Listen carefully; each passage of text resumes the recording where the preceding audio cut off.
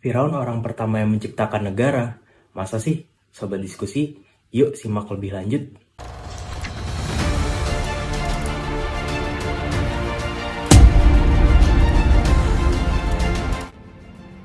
Di dalam negara demokrasi, perbedaan pendapat sangatlah diperlukan untuk tukar tambah suatu persepsi maupun suatu perspektif. Tujuan berdirinya channel ini, kami menolak untuk diam membungkam sebuah kebenaran. Oleh karena itu, kami akan berupaya menyajikan konten yang bermanfaat bagi masyarakat luas. Nantikan konten-konten kami selanjutnya hanya di UUD. Ujung-ujungnya diskusi. Banyak pertanyaan yang muncul ketika kita mendengar sebuah kata negara. Apa sih yang menyebabkan awal mula negara bisa berdiri dan mengapa tiba-tiba negara muncul di pertengahan masyarakat? Kaget. Ada beberapa teori yang bisa menjawab pertanyaan tersebut. Nah, sebelum kita membahas apa itu negara, alangkah lebih baik kita mundur sedikit ke belakang, yaitu pada kehidupan di mana banyak raja-raja yang memerintah dengan sewenang-wenang menggunakan kekuasaannya. Thomas Hobbes mengatakan bahwa sebelum adanya negara, hukum yang berlaku di tengah masyarakat adalah seperti hukum rimba. Lo punya duit, lo punya kuasa. Maksudnya, dia yang kuat, dialah yang berkuasa atas urusan politik, urusan pertahanan, urusan keamanan, dan bahkan urusan agama. Tetapi di samping itu, pada zaman peradaban manusia, ada juga raja-raja yang memerintah dengan baik hati, yaitu dengan memberikan undang-undang yang menjamin hak-hak untuk masyarakatnya. Raja yang berbaik hati tersebut adalah raja dari Babilonia yang bernama Hammurabi yang memerintah pada tahun 1800 sebelum Masehi yang terkenal mempersatukan negaranya yang semula semrawut dan terpecah belah.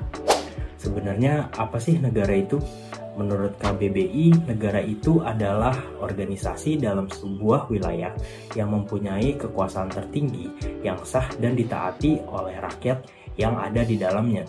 Sedangkan bagi Plato, negara yang penuh dengan kebajikan dan keadilan, di mana hak-hak seseorang harus dihargai dan harus dihormati. Dan mengapa sih tiba-tiba negara itu muncul di pertengahan masyarakat? Menurut pemikiran Socrates yang ditulis oleh muridnya yaitu Plato, mengatakan bahwa banyak orang-orang yang berdatangan ke benteng untuk meminta perlindungan di benteng. Mereka merasa tidak nyaman atas banyak praktek-praktek pemerasan yang berada di kota Yunani. Dari banyaknya masyarakat yang berkumpul itulah yang kemudian dinamakan dengan polis, yang kemudian berkembang menjadi ratusan polis di Yunani, yang membentuk sebuah peradaban, yaitu bernama peradaban Yunani. Lain halnya dengan teori teokrasi yang menjelaskan tentang awal mula terbentuknya sebuah negara. Teori teokrasi ini terbagi menjadi dua, yaitu teokrasi primitif dan teokrasi modern. Bedanya apa sih? Teokrasi primitif itu kekuasaan yang berasal dari kehendak Tuhan melalui titisan Tuhan. Siapa sih titisan Tuhan yang dimaksud? Yap, benar. Yang dimaksud titisan Tuhan itu salah satunya adalah Firaun Mesir.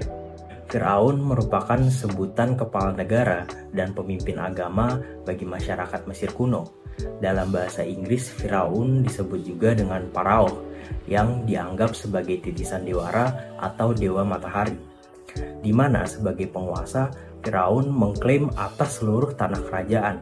Ia ingin rakyat tinggal di wilayah kerajaan harus membayar pajak untuk kepentingannya sebagai penguasa. Selain itu, Firaun juga mempunyai kekuasaan di bidang militer. Ia memerintahkan tentara-tentaranya untuk membangun saluran-saluran air dan jalan raya untuk kehidupan umat manusia.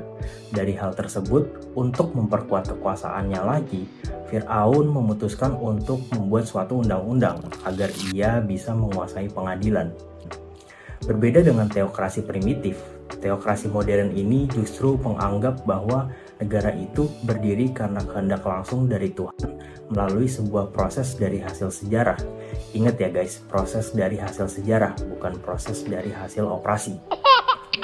Contohnya seperti terbentuknya Sungai Nil akibat kenaikan lumpur atau munculnya daratan dari dasar laut yang kemudian dihuni oleh sekelompok orang yang berada di Mesir, yang konon katanya air sungai yang mengalir tersebut adalah tangisan air mata Dewi Isis yang sedang mencari jenazah putranya yang gugur di dalam pertempuran.